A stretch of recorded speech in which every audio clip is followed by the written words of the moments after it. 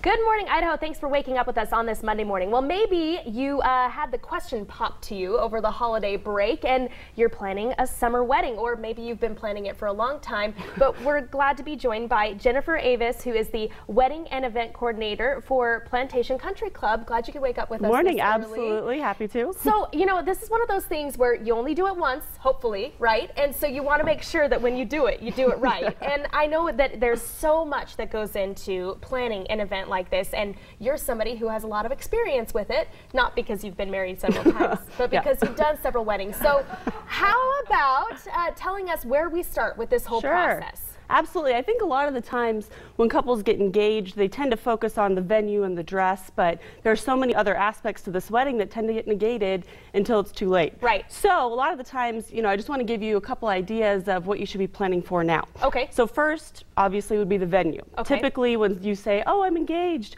the next question is, well, when and where, and people want to start planning for it. So you're going to want to have a time to visit sites, do some site inspections, make sure they have portfolios so you can see what the wedding would look like in the month that you're hopefully getting married. And things book up quickly as Things well. book up months, almost sometimes years in advance. So you want to make sure you do that first. Absolutely. Next would be the dress. Obviously, attire is a huge aspect. A lot of the times people have this dream dress in their head that they've been dreaming of since they're a little kid. So definitely take advantage of that. Bridal magazines, that sort of thing.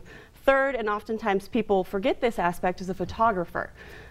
They book up months in advance as well, and you want to make sure that you have the budget, make sure the photographer fits within your budget, check their portfolio, see their style, but also you want to make sure that you click with the photographer. Right. Well, and I think we have a photo of a bride that was next to a car that you sent us. If we could pull that up, because you made a really good point, is that your photos actually don't turn out well unless you love your photographer. You have to, your face is going to show that. You mentioned that. You want to make sure that you have someone you're close with. They're getting you on probably the most emotional day of your life. So you want to make sure that you trust that person, you feel comfortable, and that the photos reflect that. Absolutely. So, okay, next on the list? Next on the list is a coordinator. Let's say you get into this planning process, you're overwhelmed. There are so many decisions to be made, and it is not something that you've done before that you can even think of doing. Yeah, so we love this picture from Father of the Bride. Of course you remember Frank. Yeah, right. We've got the book, the cock. Got the book, the cock. So you got to have an event coordinator. You got to have somebody that you trust because they are running the show, right? And that takes the pressure off of you as a bride. Takes the pressure off. They can help with decor. They can help with day of coordination. If you are just completely out of it and you want complete assistance, they can go to all your meetings with you. Yep. So there's that. Lastly, for this section is the food. I mean, let's focus. I mean, food is a huge aspect of any social gathering, at least in my life. And so you want to make sure that when you choose your food, it reflects the vision for your wedding. Keep it within your budget, but if you want to have something unique, a lot of caterers are willing to work with you. They're willing to take, leaps to make sure it's something that you want, that they get bored with what they have. So they want to have a chance to explore their creativity too. Right, so let's just say, if hypothetical question, I were getting married and of course I got a white dress, would you recommend that barbecue would be the best thing to have on the buffet table? Maybe a barbecue combined with like a plastic situation to cover, the front part of your dress in case you spill or, that might make for really good photos. And sure. This isn't even coming up with everything that you need to think about, but these are some of the main things. And coming up a little later, you're going to stay with us this morning. We have a few more aspects that you definitely need to plan for ahead of time. Absolutely, and it is more than just the dress. Although that would be the first thing I'm like, I get to go shopping, I get to try things on. Well, yeah, you want that excuse to shop. Is there a diet plan along? I don't go into that. Don't worry about that. I'll talk about something that maybe brings warm weather to mind, and that would be summer weddings, because that is a really popular time to get married. We're joined by Jennifer Avise, who is the private wedding and events coordinator at the Plantation Country Club. Now, we talked about some things that maybe brides don't think about. First thing that comes to my mind is dress. I want to go try things on, but we covered 5 things in the last hour. What were those 5 things? So we had venue, we had attire, photographer, we went to wedding coordinator if that's something you want to venture into. To get rid of the stress. Right, helps it a little bit. Somebody else. Absolutely take care of it.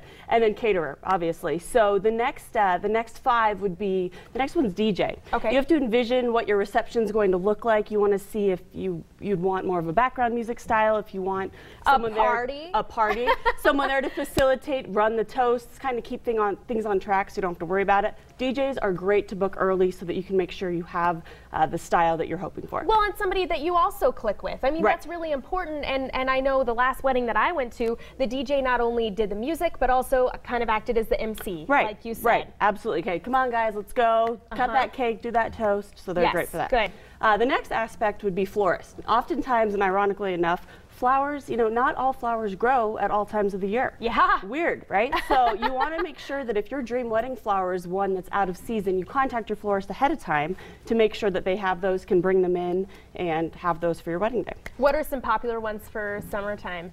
Roses, that's big. Roses are big. A lot of the times people have been getting really creative recently, adding succulents to different bouquets, so it brings in kind of a different aspect. Okay, so, yeah. cool. And next? The next one would be invitations. So oftentimes people think, oh, I only need to send out invitations a month or two in advance.